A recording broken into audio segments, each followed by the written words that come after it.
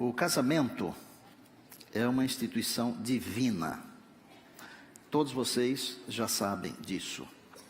E essa instituição divina, ela tem a percepção, a ideia de ser permanente. Eu disse permanente, quer dizer para sempre. Porque de vez em quando ela não é para sempre. Eu vou tentar explicar isso para vocês durante o sermão. Nós vamos fazer aqui uma representação a princípio, porque o casamento, ele teve o seu início lá no Éden. Depois o Senhor Jesus iniciou o seu ministério público num casamento. E por fim, quando este velho mundo terminar, quando a história desse planeta se encerrar, Deus fará um grande casamento, que é de Cristo com a sua noiva, e é chamado na Bíblia de a ceia das bodas do Cordeiro. Então nós vamos receber com muito carinho, não precisam aplaudir, mas eles vão representar os casamentos do Éden, de Caná da Galileia e de hoje. O Fábio e a Aline, logo depois o Neymar e a Daiane, e em seguida a Vanessa e Wesley.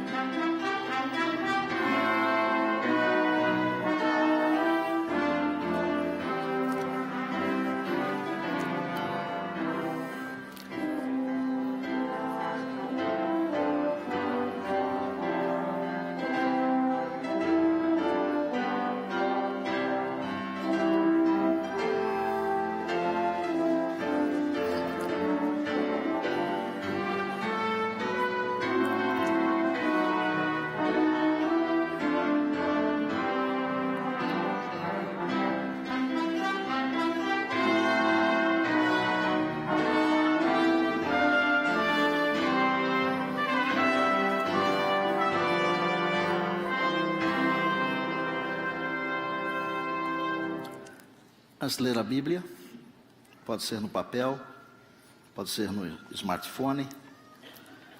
Em João capítulo 2, nós vamos ter uma prece, agradecendo a presença do nosso Deus aqui. Feche os seus olhos, por favor. Senhor, obrigado porque a história começou com um casamento. Obrigado porque o Senhor Jesus iniciou o seu ministério num outro casamento. E o fim da história deste mundo de pecado será um outro casamento. Nós pedimos que nesta hora, ao estudarmos o teu livro, tenhamos a bênção do Espírito Santo, Deus Espírito Santo, iluminando nossa mente, nosso coração, para que possamos entender não apenas o propósito de Deus para o casamento, senão também, e talvez especialmente, a nossa parte, para que o casamento seja cheio de bênçãos e de alegrias. Eu peço que a unção do teu Espírito esteja aqui agora sobre todos nós. Permita que sejamos batizados todos com o Espírito Santo. Nós oramos agradecidos e o fazemos em Jesus. Amém. Aqui em João capítulo 2, está a história do momento quando o Senhor Jesus esteve num casamento em Caná da Galileia. Para não perder o meu foco pessoal, de neste ano estar pregando as expressões de Jesus, A expressão de hoje é: enchei de água as talhas. Enchei de água as talhas. E nós vamos conversar sobre isso. Vamos descobrir se existe também algum significado para essas talhas. Por que elas devem estar completamente cheias? Vamos ler a Bíblia. 3 dias depois, houve um casamento em Caná da Galileia e achando-se ali a mãe de Jesus, Jesus também foi convidado com seus discípulos para o casamento. Tendo acabado o vinho, a mãe de Jesus lhe disse: eles não têm mais vinho. Mas Jesus lhe respondeu: mulher, que tenho eu contigo? Ainda não é chegada a minha hora. Então ela falou aos serventes: fazei tudo o que ele vos disser. Estavam ali 6 talhas de pedra, que os judeus usavam para as purificações, e cada uma levava 2 ou 3 metretas, ou cântaros, ou almudes. Jesus lhes disse: enchei de água as talhas. E eles as encheram totalmente. Então lhes determinou: tirai agora e levai ao mestre-sala. Eles o fizeram. Tendo o mestre-sala provado a água transformada em vinho, não sabendo ele de onde viera, se bem que o sabiam os serventes que haviam tirado a água, chamou o noivo e lhe disse: todos costumam pôr primeiro o bom vinho, e quando já beberam fartamente, servem o inferior. Tu, porém, guardaste o bom vinho até agora. E com este deu Jesus princípio a seus sinais em Caná da Galileia, e manifestou a sua glória, e os seus discípulos creram nele. Interessante que Jesus não usou as vasilhas que antes estavam cheias de vinho, os barris, eu diria. Por que será que Jesus escolheu usar talhas que não eram próprias para aquela ocasião, porque elas faziam parte de um sistema de purificações?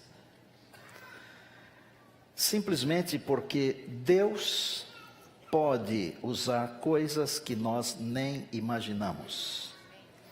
Deus pode fazer por nós e pelo nosso casamento e pela nossa família coisas que nós nem imaginamos, porque o correto seria colocar a água nos barris. Mas ele escolheu usar as talhas. Elas eram de pedra, a Bíblia diz isso. E quando lemos a Bíblia com carinho, nós descobrimos que a verdadeira rocha, a verdadeira pedra é Cristo. Está em 1 Coríntios, no capítulo 10, no verso 4. E aquela rocha que os seguia era Cristo. As talhas eram grandes. Elas ocupavam 2 ou 3 metretas, ou almudes, ou cântaros, que equivaliam, cada uma dessas metretas equivalia a mais ou menos 40 litros. 2 ou 3, 80 ou 120 litros.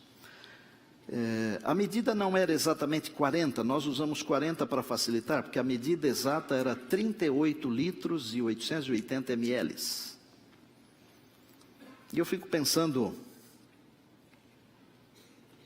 o mestre-sala não deveria estar conversando com os convidados, porque ele era o responsável pela festa. Ele nem ficou sabendo que faltou o vinho. Vocês já ouviram um ditado, que eu não sei se é verdadeiro, mas diz que o marido é o último a saber. Às vezes é a mulher que é a última a saber, já ouviram? Onde deveria estar o mestre-sala? Ele deveria estar preocupado com a festa, porque ele era o responsável por comprar e escolher a comida e a bebida. Ele estava distraído, mas Maria não estava. E Maria chamou Jesus, procurou o filho, sabendo ser ele divino, porque ela recebera o anjo Gabriel antes do seu nascimento. E Gabriel disse que o ente que de ti nascerá, será chamado Filho do Altíssimo.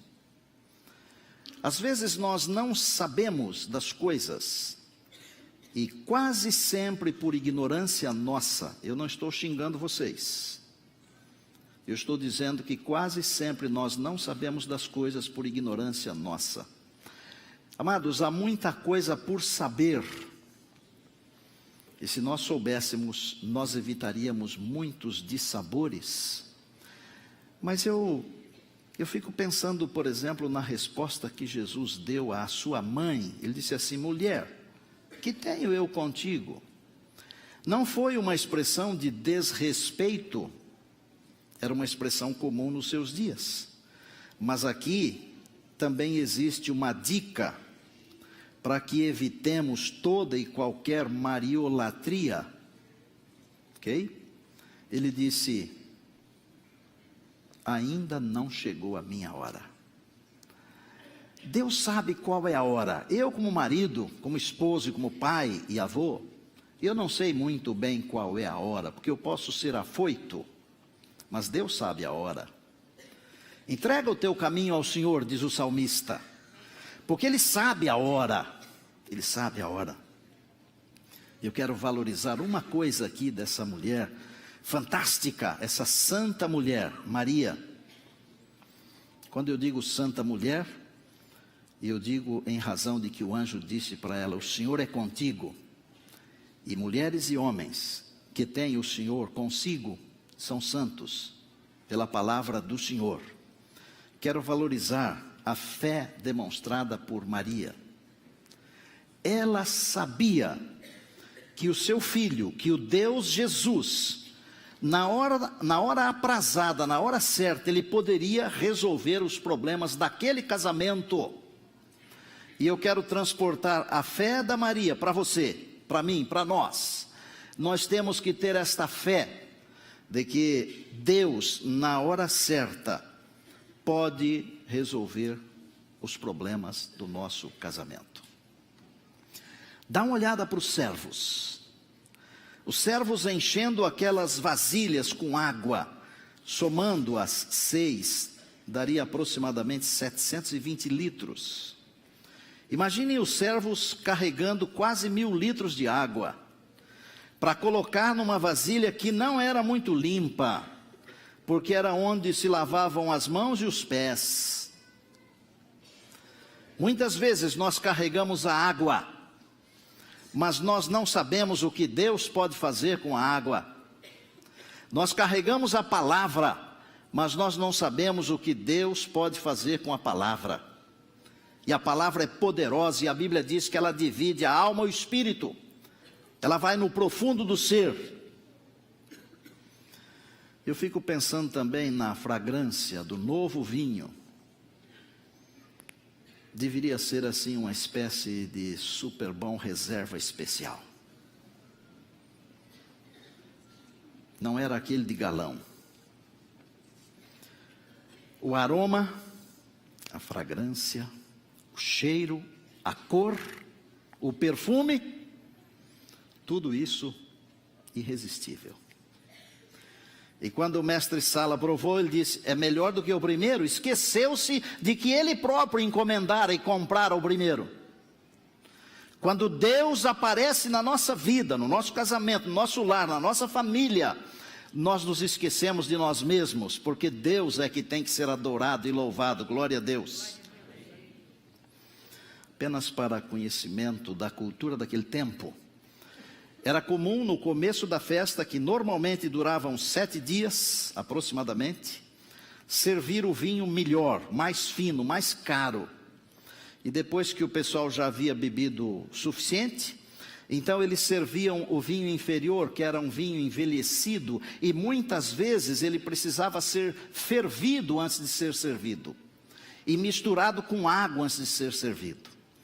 Mas o mestre Sala disse para o noivo: você deixou o melhor para agora. E eu vou dizer uma coisa para vocês: Deus pode estar guardando para você e para mim, para nós como igreja, como famílias, como casais. Deus pode estar guardando o melhor vinho para o final. O melhor vinho é o vinho de Deus, não alcoólico ou não alcoolizado. É um vinho puro, que traz alegria, que traz prazer, que traz felicidade. Eu sei que há muitas pessoas que são contra o casamento, como há muitas pessoas que também são contra Deus. E essas pessoas que são contra, às vezes têm razão para serem contra, mas nem sempre.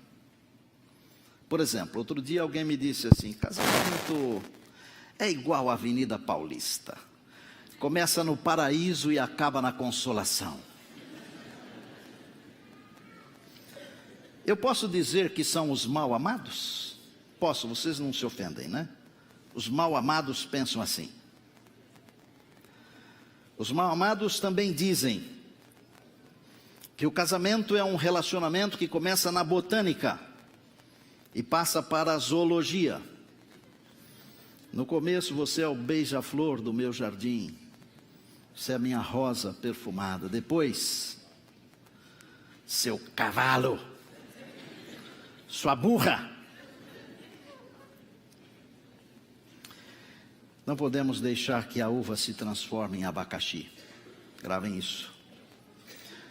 Deus nunca vai fazer a minha parte. Quem tem que fazer a minha parte sou eu. JC, vem aqui pertinho. Deus nunca vai fazer a minha parte. Quem tem que fazer a minha parte sou eu. Se eu quero que Deus realize um milagre no meu casamento, na minha família, na minha vida, na minha igreja, eu tenho que fazer a minha parte. Olha o caso de Lázaro, por exemplo.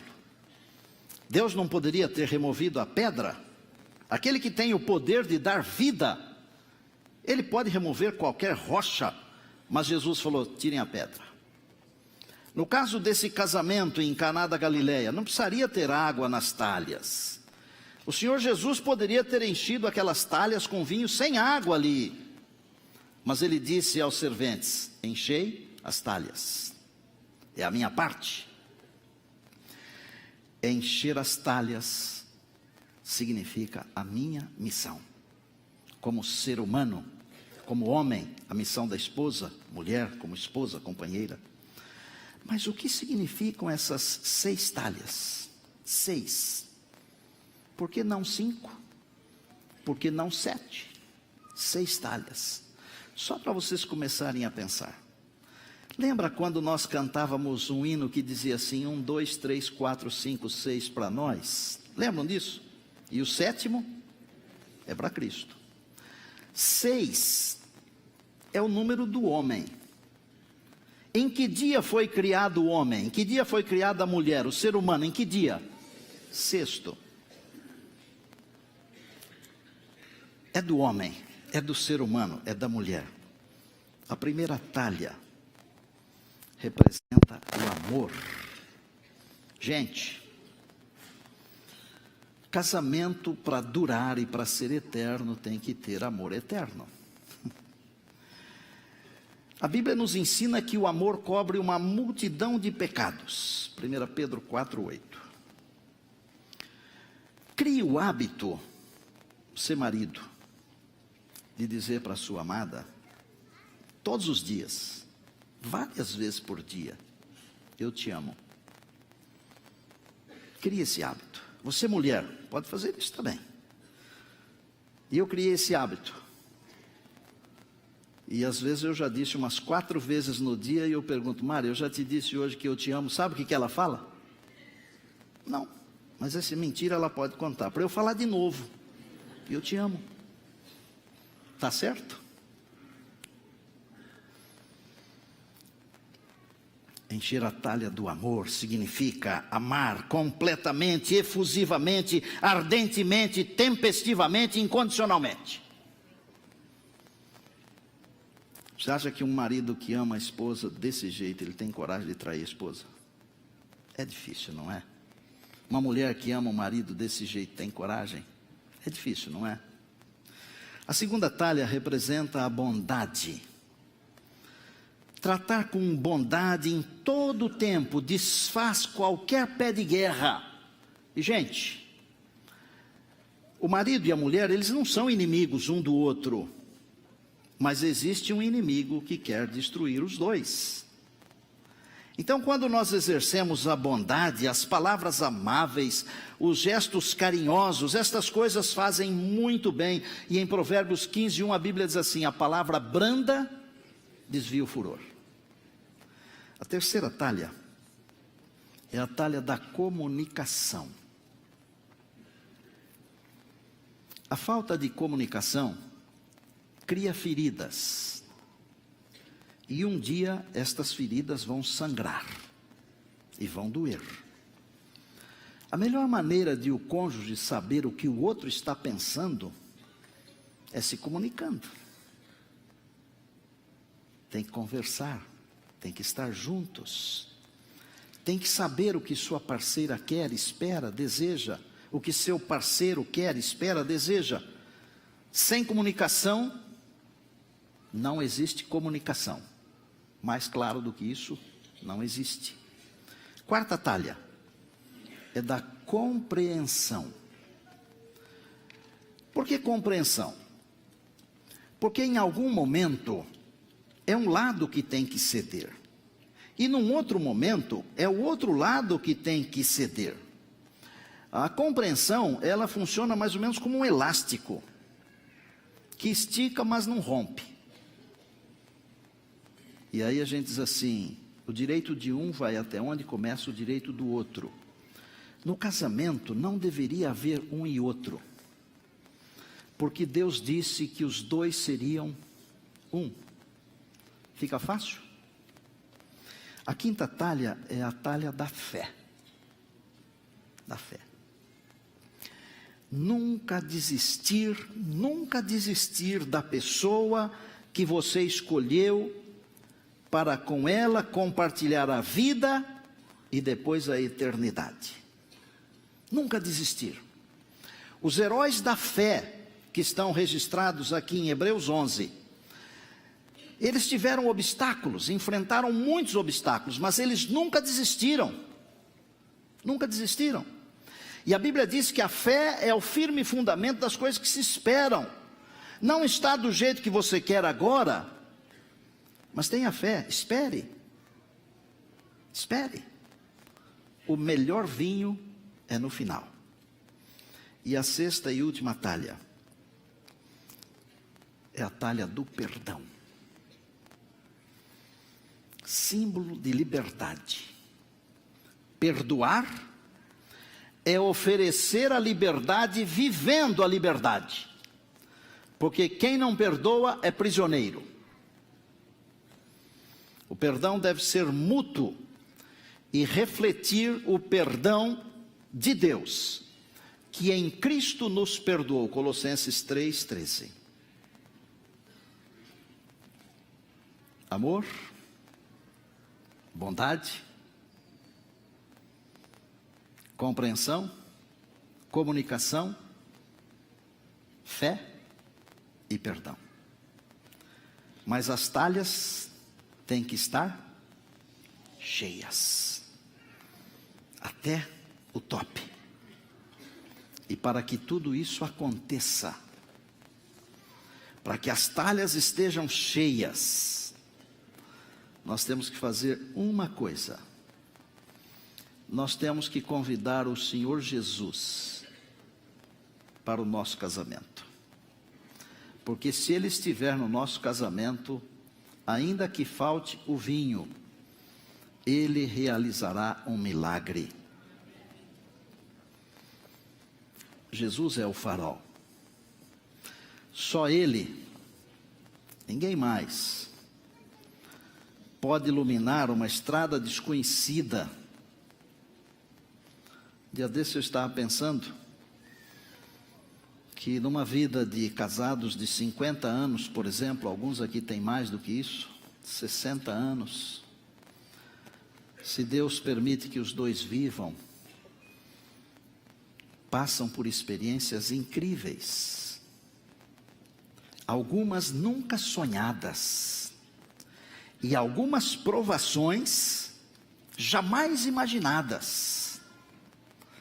Mas se estas 6 talhas estiverem cheias até a boca, e o Senhor Jesus estiver no nosso casamento, nós não teremos um casamento comparado a barris vazios, mas teremos um casamento comparado a talhas cheias do melhor vinho, o vinho de Deus.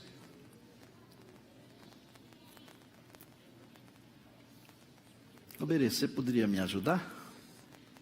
Vem aqui.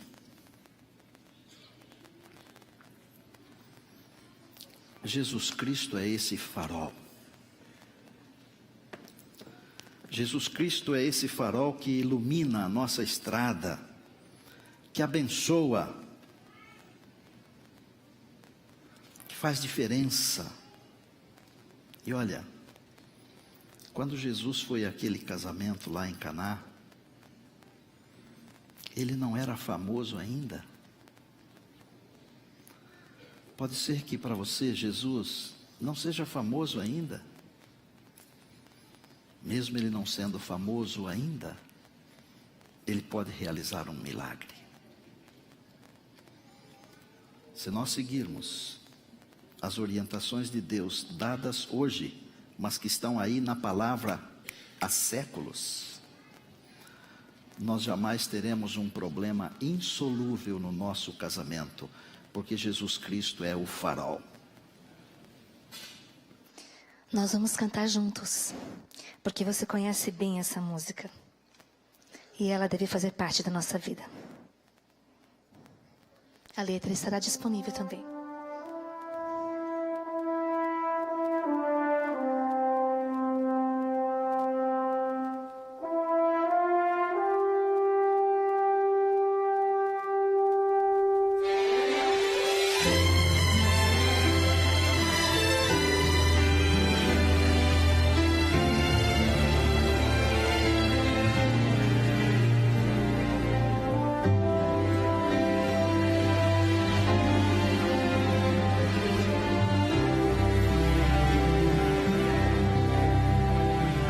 Sobre um monte junto a praia. Cante comigo. Existe um farol nas tormentas desta vida. Para mim é como um sol.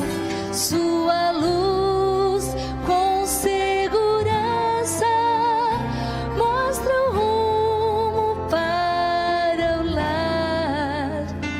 Não preciso ter temor, vou nele confiar. Este farol é meu Cristo, foi Ele quem livrou o meu barco dos rochedos, a salvo me guiou.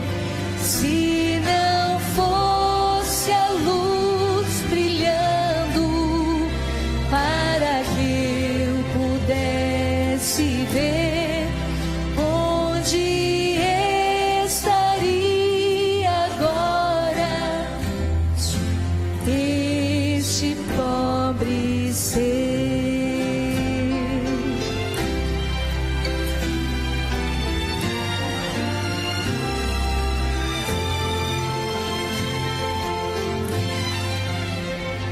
Muitos zombam e perguntam: para que farol ali? Mas sem ele o que faria? Sem saber o caminho aqui. Então me lembro aquela noite, quando quase a naufragar, justo a tempo vi seu brilho e pude me salvar. Este farol é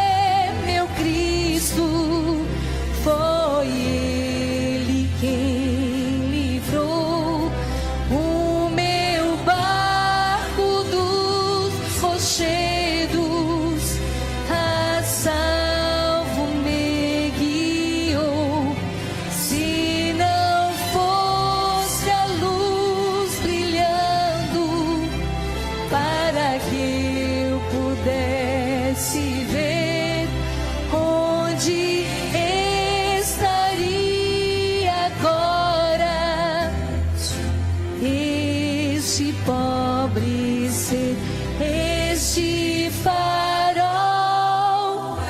Cante ao Senhor, é Ele que é o nosso farol. Se você estiver vivendo uma tormenta, não encontra saída, parece que está afundando, olhe para o farol. Cristo Jesus pode nos livrar desses rochedos. Ele cuida de nós. E quando olhamos para Ele, podemos ir rumo seguro, ao porto seguro. Estaremos seguros nos braços de Jesus. Confie no Senhor. Entregue teu caminho ao Senhor. Confia nele e o mais Ele fará. Agora, este pobre ser, onde estaria agora? Este pobre ser.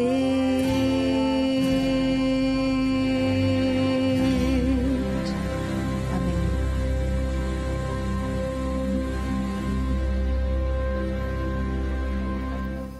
Obrigado, Berê.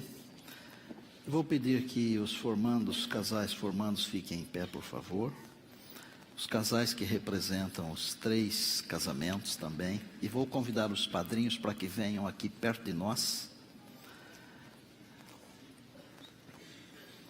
Pedir que vocês fiquem de mãos dadas para esse momento de nós renovarmos o nosso voto.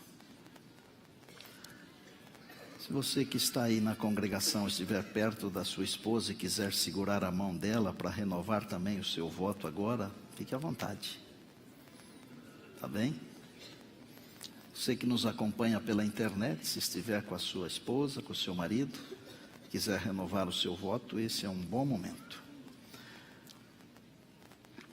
Só vou perguntar para meus amigos, formandos, meus colegas, os casais e os padrinhos. Primeiro para os homens. Nós vamos responder sim, se estivermos de acordo, tá bem? A pergunta diz assim: é o nosso desejo permanecermos fiéis e leais à nossa companheira até o final, ou até o dia da volta de Jesus, sim ou não? Sim. Sim. Para as damas, é o desejo de vocês permanecerem fiéis e leais até o último dia ou até a volta de Jesus, sim ou não? Sim. Sim. Antes de orarmos aqui, irmãos, eu vou dizer para vocês o seguinte: o casamento, o lar, ele tem 3 dimensões. É o lar edênico, é a primeira dimensão. Nós não podemos fazer parte do lar edênico, mas nós estamos representados em Adão e Eva. Depois do lar edênico vem o lar terrenal. Quando Jesus esteve no casamento, o nosso casamento, não podemos fazer parte daquele lá de trás, mas nós podemos fazer parte do último lar, que é o lar celestial. Para que isso aconteça, nós temos que ser fiéis e leais aqui no lar terrenal. Nós vamos receber aqui agora uma família para representar a reunião da grande família de Deus, quando então nós iremos para o lar celestial, deixando o lar terrenal e vivendo então naquele lar que o Senhor foi preparar para todos nós. E depois que eles chegarem aqui, nós vamos orar ao Senhor. Bruno, esposa, filhos.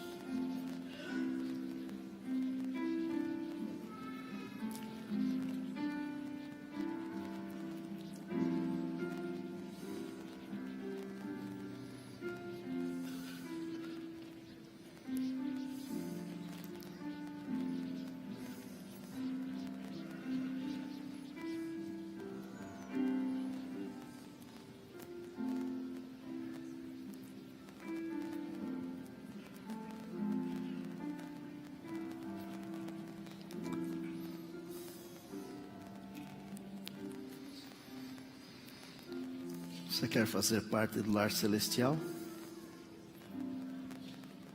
Convide Jesus para o seu casamento, para o seu lar, para a sua família. Porque Ele é o farol que ilumina a nossa estrada. Ele é o Deus que transforma a água em vinho. Ele é o Deus que soluciona os problemas. Pai do céu, a nossa gratidão por todos esses casais que completaram o curso Casados para Sempre. Desde agora nós estamos orando por tantos outros casais, da igreja ou convidados, que vão fazer parte da nova turma dos Casados para Sempre. Nós queremos viver com a presença do Senhor Jesus, o verdadeiro farol que ilumina a nossa estrada, aquele que transforma a água em vinho, aquele que resolve os problemas, aquele que nos ensina que dias melhores ainda virão.